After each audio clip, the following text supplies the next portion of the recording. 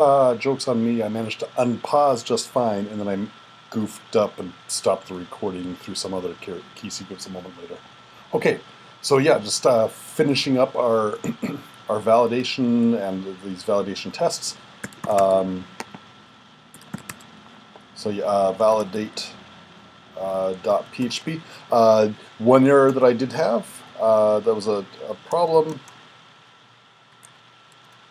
Edit anyway. Is I went through and I was saying something like all errors of message, which one of the things I passed in was an empty array, right?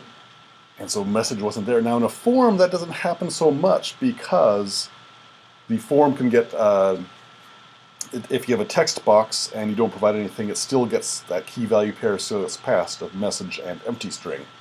But of course an attacker can get around that, and I don't want an attacker to end up triggering an error in my code.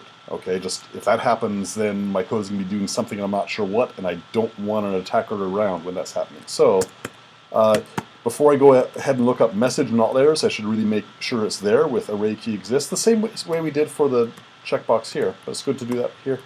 And there's a standard trick to this, a standard function. If instead of saying all errors of message, I'm going to have a special function. All it does is look up an index inside an array. I call it safe lookup. Okay, you give it all errors, you give it the key, and it's going to go ahead and return whatever is in this array at that index. Okay, and if that's a bad index, it's going to return null or some false or some default value. In fact, I can even, there's an optional third argument. I can say, hey, what should be returned if this thing wasn't in there? So now I'm going to go ahead and safe lookup of all error messages. Oops, that should be up here. There's safe lookup of form info message default value empty string. Okay. And then I should not have changed that one line here. That's all errors of. Okay. This idea of having a function safe lookup just wraps around an array lookup. If you think about it, just an array lookup, even though I use square bracket notation, it's really like calling a function, right? You give it the name, you give the array and the index you want, and the square bracket function returns the thing at that location of the array. It's the get method inside Java util list. Okay, so I can go ahead and do that.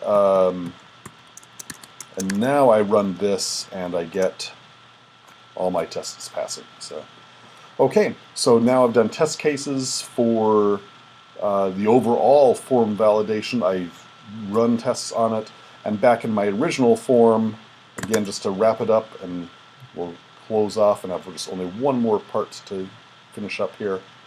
Well, no, I'm going to take about 4 more minutes. You knew that because you already know the timestamp on this video. I don't know that. You guys are way ahead of me, literally. So just review back in the form 0 validated handler handle.php. What did we actually do? We had a few requires at the beginning. We scroll down, we echo the title, and then we just called all error messages.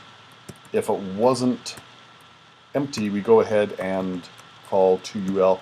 Now this toUL function that we'd written earlier, the way I slightly modified it, this takes an array and it just returns the HTML for an unordered list of all the strings in that array.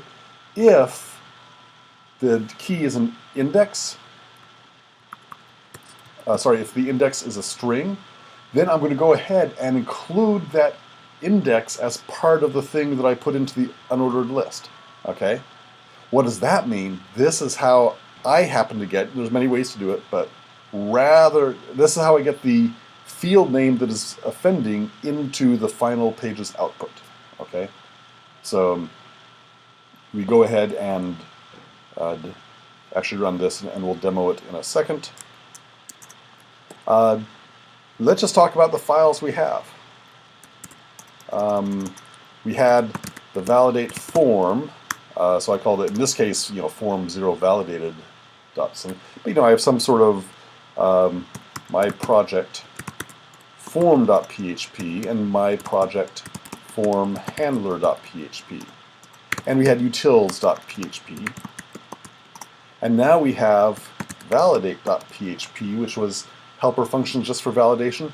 But you know, this is more than is required for the homework, but really I only have two validation functions at the moment. One is for string, the error message for a particular text box, and then one is all the error messages for this particular form. So there's a difference there. One of these two functions was good for any sort of validating a string with certain constraints, okay? And the other one was very specific, tied to this form, looking for individual fields named inside this particular form. And I'm not going to reuse that second function in another project. I would reuse the first function in another project if I write it generally enough. So I might actually go ahead and have something like myproj validate.php that has functions specific to validating this form, whereas validate.php is going to be functions for, in general, for validating forms, and utils is general non-form related functions, so just miscellaneous functions. Okay, so that's 5 different files we have. Whew. And we had more, don't we? Because we have my proj form handler test 1 and 2 and 3 and so on.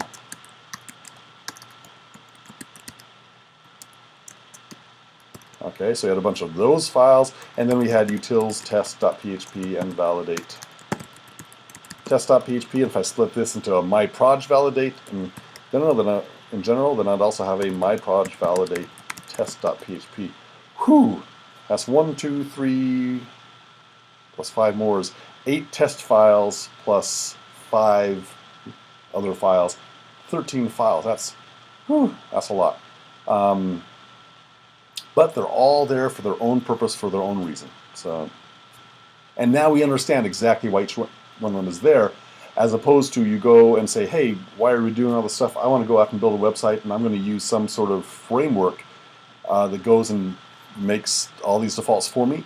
That framework will go and generate all these files. And so you need to know, if you just use a framework, literally, you can go into a framework, a web framework, go into Microsoft Studio and say, I want to make a new web project. Boom, you have 5 directories with about 30 different files all auto-created for you. It's nice that it does it for me. If I ever need to fix something or change something, I need to understand what is going on. So that's what we're talking about in this class here, why all these different things, pieces are here, for what reasons. So, okay, one more file before we leave, and that will be the next final little video of the series. We're going to pull our constants, something like myproj constants, into its own separate file so that we can go ahead and use the same constants in the form and the form handler. That'll be the next video. Okay, I will see you in a few moments. And this time I will mean to turn off the recording.